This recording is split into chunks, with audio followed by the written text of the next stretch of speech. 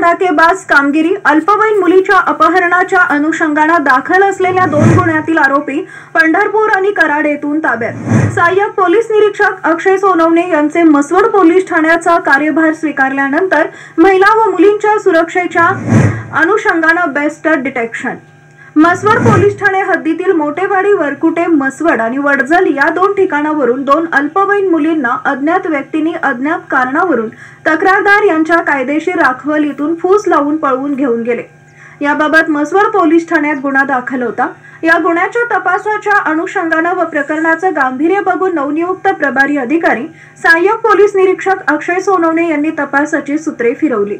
तांत्रिक विश्लेषण, गोपनीय माहिती याद्वारे या दोन्ही गुन्ह्यातील अपहरित मुली आणि त्यांना घेऊन जाणाऱ्या दोन्ही मुलांना पंढरपूर आणि कराड या ठिकाणावरून शिताफीने शोधून पुढील तपास कामी ताब्यात घेण्यात आलेला आहे। दोन्ही गुन्ह्याचा पुढील तपास सहाय्यक पोलीस निरीक्षक अक्षय सोनवणे हे करत आहेत।